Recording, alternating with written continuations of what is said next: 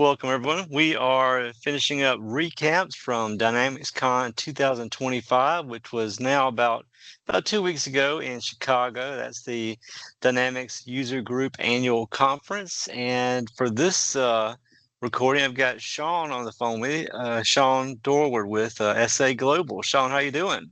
I'm doing well, Noah. How are you? Doing fine. We are well into summer down here in Pensacola. The beaches are packed. Nice, So, nice. yep. And probably just like Chicago was packed. Yeah, that's true for Uh, different reasons, I, but yes. I saw numbers on some posts so it was like 2,100 people in that one conference area, which is Yeah, really good numbers for them.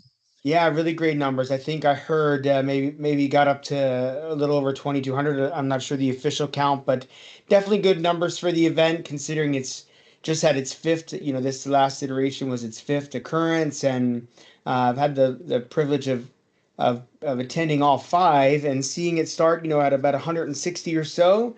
Um, and get to this level is quite impressive in just a short amount of time. Have you seen any numbers about, was it mostly BC people? Was it mostly just 365 in general? Any kind of breakdown for those? Yeah, I don't know the official breakdowns, but I did see like some charts and things that indicate, a good cross section in particular between the finance tool and Business Central. There was quite a smaller showing, a representation for GP and the Power Platform, and CE kind of fill in the middle area there, but the FNO and BC being the largest. I think probably when you look at the session attendance and the session count, numbers can be a little tricky. How many are end users, how many are partners and ISVs in that space, and maybe somebody does more than one, and which one do they pick this time? Do they say it's F&O or say it's Power Platform? I think to some degree, those considerations should be taken, but I tend to look at the rooms, the session rooms, and I felt like, and maybe a little biased, perhaps, but I felt like Business Central had a very strong showing over the other groups, from what I could tell. That's a big transition coming up for everybody. So it is the hot topic, ERP lately. That's for sure, for sure. And you were there in Chicago all week. You had plenty of sessions lined up Wednesday, Thursday, and Friday. Sure did. I was So there all week, had an opportunity to attend a few sessions, catch the keynotes, and as you mentioned, I did have several sessions of my own that I put for the community. that one Wednesday, you had Copilot and Business Central. Big turnout for that. Yeah, there was quite a good turnout for that. I don't have room count numbers, but I would say, by my Sean estimating memory, which is not as good as it used to be, but probably around 100 folks in that room, I That is a would good say. number. Yeah, it was pretty good showing. Yeah. So that surely they had one of the double-sized rooms for that. It was a big room. Yeah, it looked like if you had seen any of the photos, it looked like you might think it was poorly attended because there was a lot of seats. But I think the room held about 300 seats in it. So Okay. that's where I'm getting my about 100 from, because it definitely seemed like, the room was about a third full, yeah. Yep. And then Thursday you had two sessions. Um, GP life hacks and how to prepare for your Dynamics GP migration. So, Yes. you know, As you mentioned, the Business Central ERP gets a lot of attention right now. It's Microsoft's, SMB or SMC ERP solution in the cloud, and certainly what most Microsoft partners are ushering GP end users and GP customers toward. As your listeners may be aware, GP's end of life was announced. I guess it depends on how you look at that and who you ask, but as early as 2029, the end of 2029. So businesses are now aware of Microsoft's intentions. So you have some folks who are still wanting to learn new things about Dynamics GP to be more efficient in what they already own. So that's what the life hack session was for. I co-presented that with John Kirsch. That's a much smaller showing in a much smaller room as we just mentioned, and I think that is a measurement of sorts to folks really recognizing that they don't have a long runway remaining or a landing strip remaining with GP. So not many people are looking to reinvest in additional expenses to learn how to use GP more efficiently, maybe grabbing more free online content. But it was a good showing representation nonetheless. John and I put together a good 40 or 45 tips. And then the second one, which was on Wednesday, or excuse me, on Thursday, how to prepare for your GP migration. Now, this one, Noah, your listeners may recall, this was I was on sort of a panel with Rod O'Connor, David Laster, and Casey Metzger, and we talked to a pretty full room there to GP customers who were, information gathering early in their journey in their migration, and and throughout the long history of customers in the ERP space for Microsoft, there's not a very high amount of people going from one of Microsoft's ERPs to another until now with the retirement of GP to BC. So these are new topics to have in a Microsoft conference because normally you're not talking about going from a nav to a GP or a GP to SL. You're not really doing that. You're talking about coming off of QuickBooks on the GP or something. So having this conversation, this panel was, I think, really important to the GPN users and getting different perspectives from three different partners. There was a lot of consistency in our perspectives, though. And I think the number one key takeaway there is preparation and data cleansing was what I would take away from that. But to your question there, these two GP both kind of based content, a little smaller representation, but successful nonetheless. Awesome.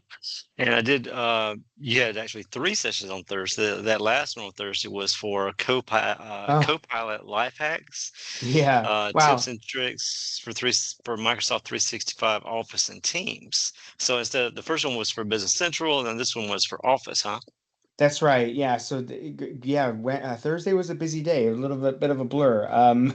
But right, you're right. So the first one was Copilot in Business Central, which is certainly different functionality for good reason, and evolving quickly. But this particular one, the last one on Thursday, was about tips and tricks or life hacks, as I call them, for Copilot. And that Copilot is the Copilot that interacts with your Teams, with your Outlook, Excel, PowerPoint, etc. That's what we refer to as M365. A lot of folks know that as Office, the Office suite, Excel, Word, etc. So that session was an hour-long session on basically just taking what I've been using Copilot for over the past year and providing some of those examples to people and how I really find the value. I thought that session was a very, very well received session. I had a great time presenting it. I look to do it again. But I think in the end, the most important part is the room was full. Again, a very full room. I'd say maybe 125 people there. It was full, but most hands were, I don't use Copilot yet. And so it was the right audience, and I had many people stop me and let me know that they were excited to go back to the office and try Copilot because I think that's the whole reason for this session in general was to help people see the use case, right? Like you use Excel every day or you use GP or BC every day, you know why you need to know tips and tricks for those softwares. You already have them. And in this case with Copilot, many organizations are on the fence. Do they think it's going to bring enough value? And I really believe that there is tremendous value in Copilot. I use it. You'd have to fight me aggressively to take it away from me. I don't know that I want to ever work without it again. And I look for more advancements. So this was a great session. Had a lot of fun putting it together. Had a lot of fun during the session. The audience was very engaged and excited to do the cool things and save the time, so that everybody could take a longer lunch without letting their boss know. That's the whole goal. Yep. Copilot between BC and Office, uh, Copilot's all in the cloud. You just access it when you need to. But are there separate Copilots for the separate applications? Yeah, this is what Microsoft does well, and they make everything confusing. Oh, And how they so Copilot is the brand. I always tell people Copilot is the brand. So you think of like your Samsung. I'll just use that one. So you think of your Samsung. That doesn't mean you could have a Samsung phone and a Samsung fridge. Yeah, but they're both Samsung, and so Copilot is the brand, and certainly there are applications and purposes for Copilot that live inside of applications, and there's Copilot that lives kind of cotangently or alongside other applications. So you have like an in Copilot in something like Copilot in Business Central, or Copilot in Sales, or you have Copilot for something, Copilot for Microsoft 365, and those kind of live beside it, and you use Copilot independently of the applications as well as inside them. So last count that I had heard was there was about 180 or so different Copilots in the Microsoft ecosystem. That number is probably over 200 by now. sure. And was it you that had the podcast or the newsletter about Copilot That's information? right. Yeah, so You did? Yep. I run a podcast with Dynamic Communities. It's called AI Agent and Copilot Podcast. I kind of tongue in cheek call it the world's okayest Shawn, which is my journey about using Copilot, trying to be a better version of me. And I've got big aspirations. I just want to go from being the okayest Shawn to maybe just a little bit better. But the idea of that podcast is bringing news, insight. Some of it's a little bit more heavy thinking stuff, some of it's lighthearted, but also in between is just more about my journey with it. What's interesting about AI and Copilot in general, which Copilot is, what does Satya say? It's the Microsoft's UI for AI. The interesting thing about it to me is we're trying to do things with this new technology that we've been basically told all of our lives that these things were not possible. So we were trained to never think that far outside the box, right? You think Mhm. outside the box, but there's parameters to that. And now we don't have those parameters, and it's really hard to have that much freedom and that much capability and know what to do it without it being overwhelming or maybe causing more work or going down the wrong path, putting it to work or to use in the right place. And so that's what the podcast really is about, at least my insights and my interpretation on what I see there. And everybody's got, their opinions and their thoughts, and only time will tell, because this is definitely uncharted territory. But it's also not only is it uncharted, but it's also, this is a revolution we're going through. This is not a small change. This isn't the advent of, mobile phones. It's way bigger than that. Way bigger than that. Mhm. Well, I will. I think I have already subscribed to your podcast. If not, I definitely will be. So I'm always trying to learn more about Copilot and use it in my work as well. So it's a big part of life for all of us. It is. Thank you for subscribing. You're one of 4 people now, Noah, who listen to the show. I'm sure there's way more than that. uh, but I So appreciate you tuning in, and for your listeners, I think what I love the most about our community, like the conversations we're having right now, is we are all learning. Every single one of us, whether you're a speaker or an attendee, or you're a host or a guest, we are all learning about this technology, and no one can be can do this on their own. We're going to need each other. We're going to need to take advantage of each other's learning experiences. So I look forward to continuing that process, and we're building more content for Copilot. awesome. Well, at Chicago, you wrapped it up on Friday morning with a 9 o'clock session for Ask the MVPs. How did that one go for you? Yeah, it was a really great way to end the week for me. A no prep session is always fun. Yep. I was very lucky to have this opportunity. The session was hosted by Mark Rhodes from Cotinia and some fellow MVPs. Let's see if I can remember: Rob Del Prado, Cynthia Preeb, Tanya Henderson, Tanya Bricomesk, Chris Reyes, and Kristen Hassman. All, I think I got everybody.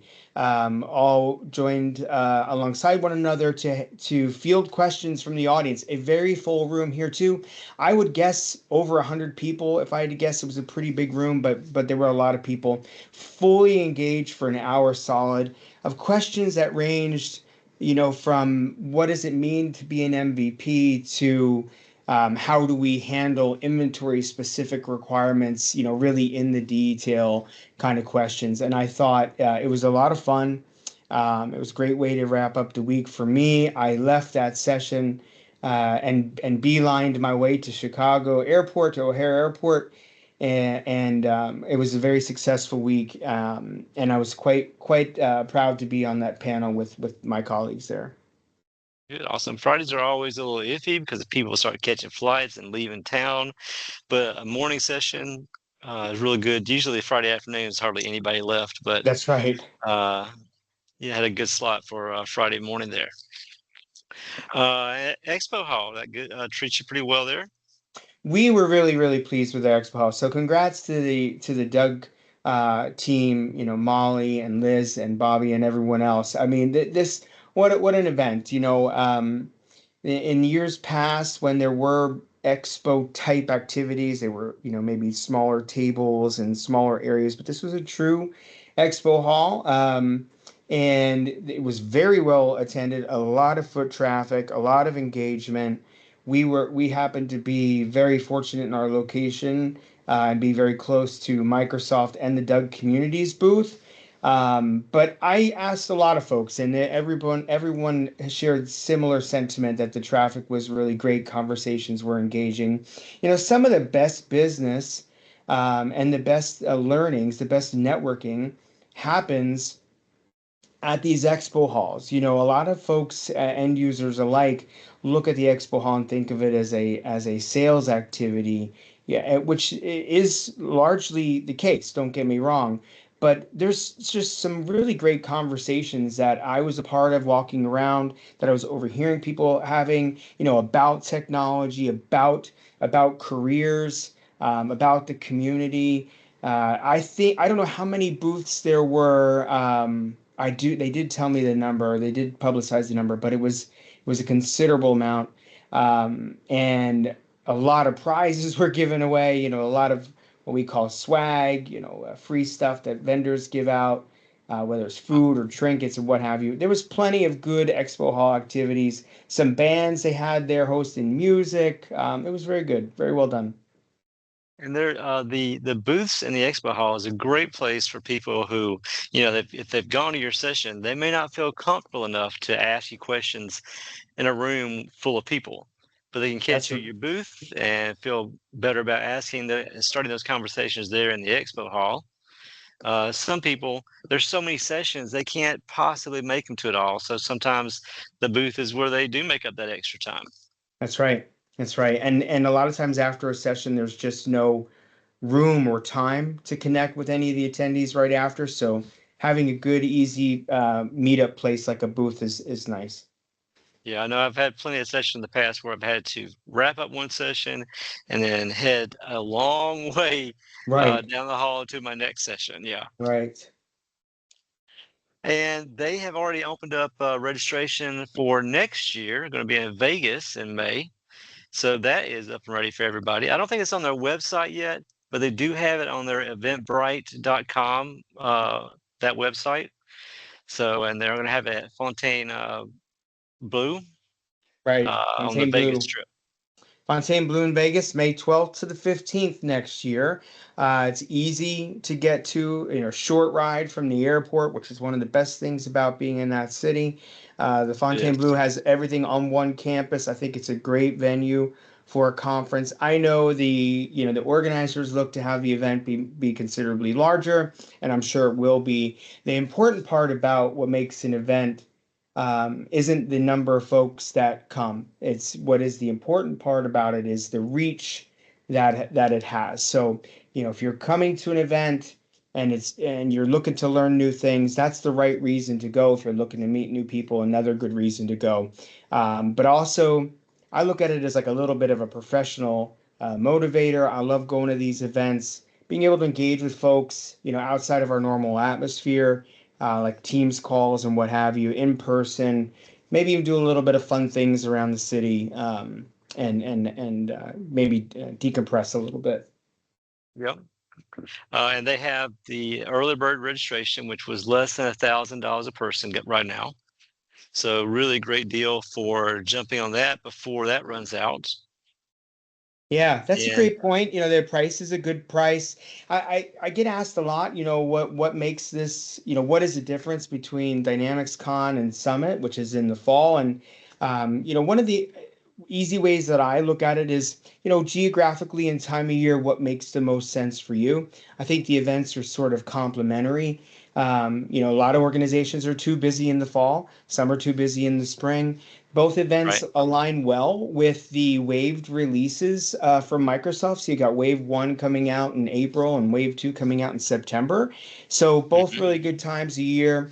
Many people go to both, if you can afford it, both time and cost wise. But definitely do try to get to one. Is my advice as an end user. You don't know what you don't know, and there are little things that you can learn at these events that can change your day to day. It could change the way that your team interacts with the software. It could change how effective you are and your ROI with the software, and much more. And they've also, I mean, they don't have out the request yet for ideas for sessions yet. But when they do roll that out, anybody who goes and speaks, I think that comes with registration attendance for all of Summit. So, and if you're an end user or anybody out there who is thinking about speaking at events, this is a great opportunity for you to join in that kind of a venue and get introduced to the community.